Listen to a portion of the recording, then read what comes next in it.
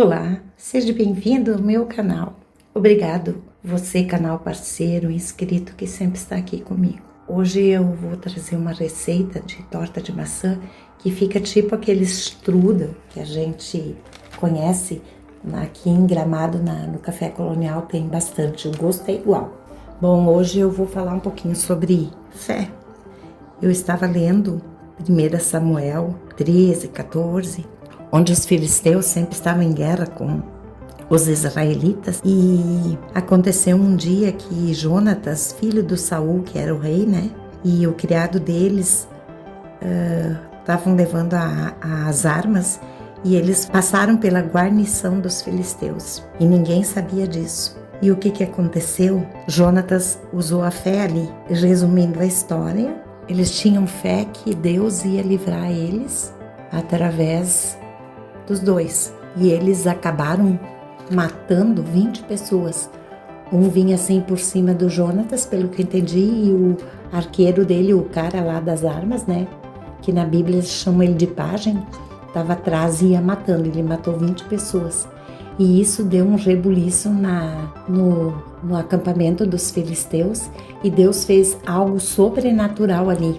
E Saul, vendo de longe, começou a ver que estava acontecendo alguma coisa lá. E perguntou quem estava faltando no acampamento, daí falaram que foi Jonatas e amo dele, o pajem dele, né? E Saul ficou, de vez ficar feliz, ficou até com inveja, com ciúmes. O Saul era um cara muito da carne, sabe? Ele, só no princípio que ele ouviu Deus, depois ele fez todo o reinado dele até a sua morte na força do braço. E o que aconteceu ali de tão sobrenatural? Os filisteus começaram a matar uns aos outros. Os próprios soldados, um matava o outro. Aconteceu algo sobrenatural, acho que Deus fez eles enxergar bandidos ali, sei lá. E eles próprios se mataram. E os que não se mataram fugiram, e daí o Saul e o exército dele foram atrás. Mas eu fico pensando assim, a fé, né? A fé que Jonatas tinha. Quando estamos passando por situações difíceis, eu digo, às vezes a gente precisa da fé dos amigos, mas aí que entra o sobrenatural de Deus na nossa vida. Eu já tive muitas situações difíceis onde o sobrenatural de Deus entrou em ação na minha vida. Já vai fazer quase 9 anos, eu tive um câncer. Os médicos não queriam nem me operar, porque um médico disse que não queria que tu ficasse na mesa. E eu disse para ele, doutor, eu não tenho medo. Se é para ser a minha hora, eu tô tranquila.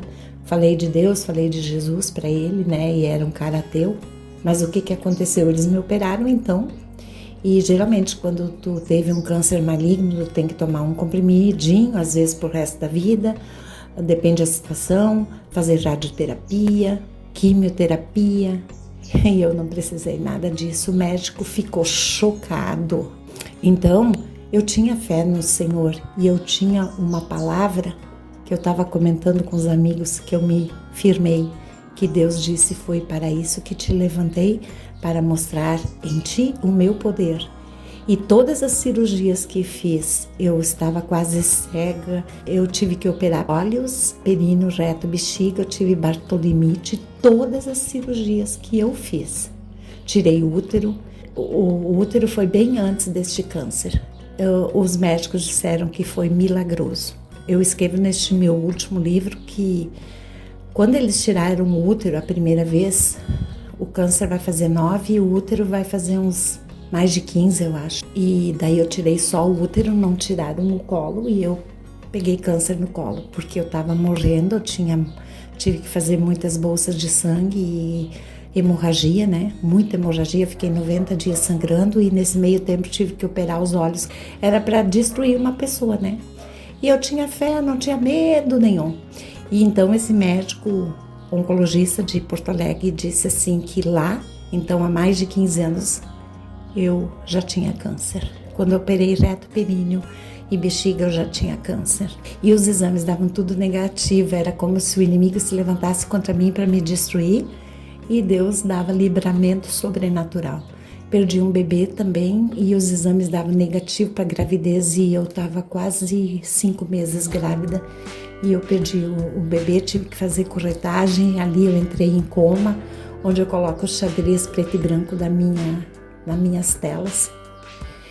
E assim, todas as situações que tem na minha vida realmente, se você olhar para mim, se você me conhecer, pode dizer que Deus me levantou para mostrar em mim o poder dele, porque humanamente uma pessoa não ia suportar o que eu suportei, perdendo então esse bebê de gravidez, perdendo 2 filhos, né? Do jeito que eu perdi, trágico desse jeito, e Deus me mantém em pé. Então eu queria te dizer, se hoje tu tá passando por problemas difíceis, talvez tu tá pensando, tá aí no teu coração que Deus não tem nada proposto para ti, que Deus não tem, que tu é simplesmente uma pessoa ignorante para os desígnios de Deus. Não deixa o diabo falar isso, não deixa o diabo colocar isso na tua cabeça. Tu só tem que ter uma expectativa em relação a Deus. Crer que Ele te ama, crer que tu nasceu com propósito.